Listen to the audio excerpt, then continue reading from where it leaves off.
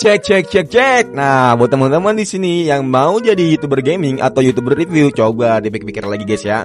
Karena di sini gue mau sharing ke kalian kalau misalnya ada perbedaan yang signifikan atau mungkin yang lu rasakan ketika lu turun jadi YouTuber gaming dan juga YouTuber review. Cuy, mau itu review lu ya, review barang atau nggak produk lah.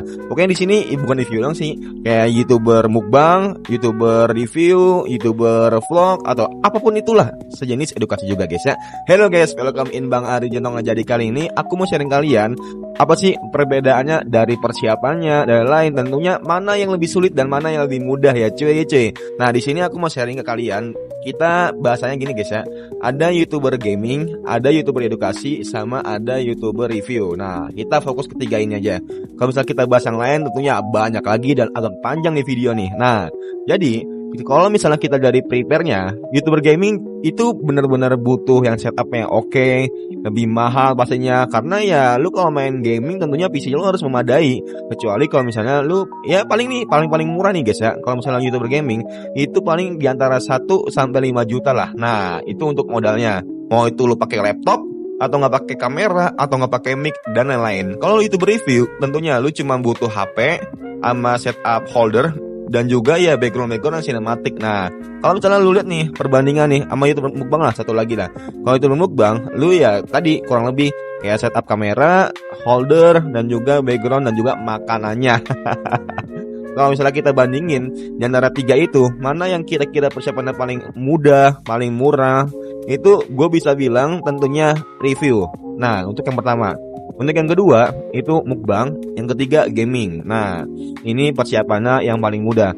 Tapi ketika udah menjalaninya atau udah proses selanjutnya, kayak misalnya actionnya, ketika lu lagi bikin video kayak gini, itu yang paling mudah mana bang? Nah kalau misalnya yang paling mudah tentunya gaming cuy. Nah ketika lu gaming ya udah lu cuma sekedar main game aja gitu. Main game, ngikutin story-story yang ada di game.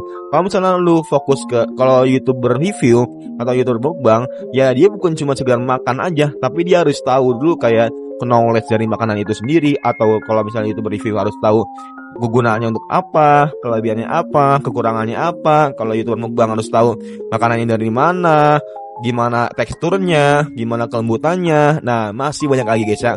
Dan juga dari segi editing atau dari segi ya penyelesaian editornya untuk videonya, tentunya lebih gampang mana? Lebih gampang gaming lah. Gaming tuh biasanya tuh kalau misalnya teman-teman perhatiin ya, mereka tuh lebih fokusnya di 10 detik pertama, sama ya mungkin pertengahan-pertengahan cuma yang lucu-lucu aja gitu.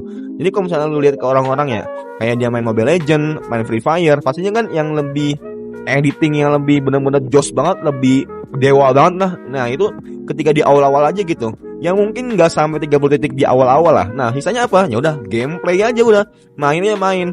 Nah itu sebenarnya sih strategi hook juga ya kayak gitu ya. Cuman kan kalau misalnya kayak mukbang, review, itu kan ya lu harus bisa tuh mainin ritmenya biar orang tuh pada betah nonton review lu atau nggak mukbang lu. Tentunya ini butuh yang editing yang oke banget, dari lu nampilin muka yang lucu, sound effect segala macem. Kan nggak mungkin lu makan 6 menit dilihat sama orang asitunya udah nggak ada editing yang bagus, nggak ada lu kayak gimmick yang bagus dan lain-lain. Nah YouTuber gaming juga butuh gimmick sih.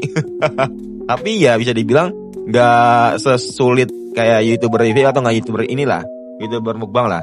Dan di sini mungkin teman-teman berpikir, bang, tapi kan kalau YouTuber gaming kan pasti naiknya susah atau nggak apa. Tentunya kalau misalnya gue perhatiin di channel pasar atau nggak di market YouTube ini, kalau misalnya YouTuber gaming itu bisa dibilang lebih gampang buat naiknya kalau misalnya lu bisa ngebawanya. Kayak apa contohnya?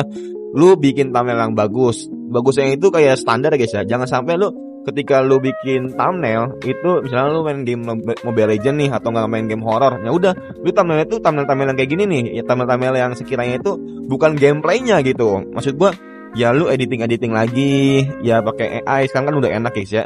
Nah kayak gini nih mungkin pakai wallpaper juga kayak Bang Winda, kayak gini juga. Jangan sampai lu sekedar cuma gameplay doang gitu dijadiin buat thumbnail. Nah itu kan udah termasuk nilai plusnya buat lo juga. Dan kalau misalnya YouTuber review juga termasuk sih sama YouTuber mukbang. Jangan sampai mau cuma muka lo doang di thumbnail ini lagi nge-review atau enggak lagi mukbang doang, tapi nggak ada tuh kayak kalimat-kalimat hooknya yang bikin menarik ya, atau enggak yang bikin ya orang-orang ngeklik video lo dah. Nah Tentunya ini bisa dibilang strateginya harus benar-benar unik, dan di zaman sekarang lu jangan sampai mau kalah sama orang-orang lain yang lebih pintar daripada lu.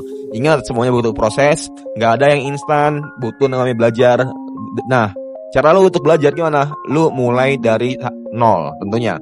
Ketika lu mulai dari nol, lu akan tahu kekurangan lu dari mana, evaluasi lu apa aja, apa yang lu kurangin segala macam ya. Nah, itu akan dievaluasi, diperbaiki di kemudian hari ya cuy.